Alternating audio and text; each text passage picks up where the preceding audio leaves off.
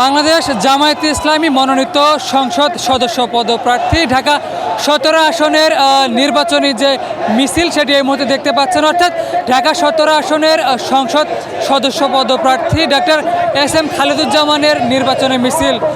এই নির্বাচনী এলাকায় তার প্রতিপক্ষ হিসেবে লড়াই করবেন বিএনপির চেয়ারম্যান তারেক রহমান, এবং তারেক রহমানকে সমানে সমান টক্কর দিতে ইতিমধ্যেই নির্বাচনী মাঠে ব্যাপকভাবে কাজ করে যাচ্ছেন এস.এম. খালেদুজ্জামান, এবং আজকে আবারও তার যে নির্বাচনী মিছিল সেখানে ব্যাপক সংখ্যক নেতাকর্মীর উপস্থিতি লক্ষ্য করা যাচ্ছে। যেমনটা দেখতে পাচ্ছেন যে ঢাকা 17 আসনের বিভিন্ন এলাকার ভোটার এবং দলীয় নেতাকর্মী তারা আজকের এই মিছিলে অংশ নিয়েছেন, এবং ব্যাপক সংখ্যক দলীয় নেতাকর্মীর উপস্থিতি এখানে লক্ষ্য করা যাচ্ছে। এবং নির্বাচনের আর মাত্র অল্প কয়েকদিন বাকি, এবং শেষ মুহূর্তের প্রস্তুতি হিসেবে ডক্টর এস.এম. খালেদুজ্জামান তিনি ভোটারদের দ্বারে দ্বারে পৌঁছার চেষ্টা করছেন, এবং দাঁড়িপাল্লার যে ভোট সেটি তিনি জনগণের দৌড়ে দৌড়ে গিয়ে সেই ভোট তিনি চাচ্ছেন, এবং তার যে নির্বাচনী প্রচারণা সেটি ঢাকা 17 আসনে বেশ জোরালোভাবেই তিনি এখানে প্রচারণা চালাচ্ছেন।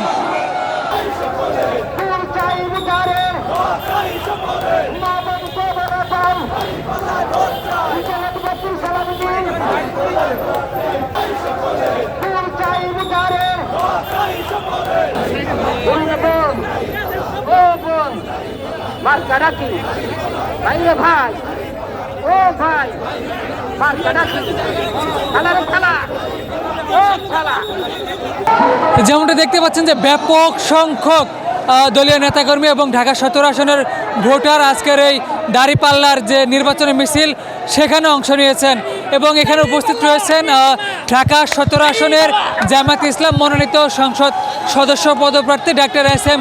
খালেদুজ্জামান।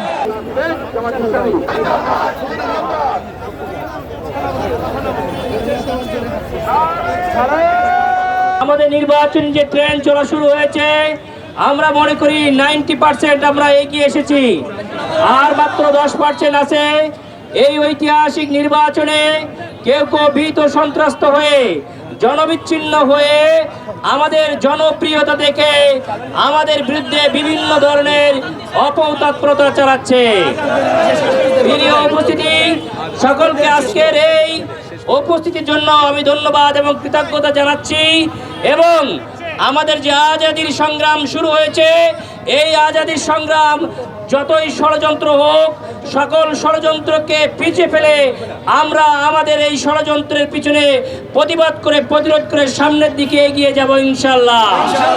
এই দেশকে আমরা সকল ষড়যন্ত্র থেকে মুক্ত করে একটি আজাদি মানুষের অধিকার আদায় করব ইনশাআল্লাহ। আগামী 12ই ফেব্রুয়ারি আমাদের ভোটাধিকার প্রয়োগের মাধ্যমে আমরা মানুষের অধিকার ফিরিয়ে আনবো ইনশাআল্লাহ।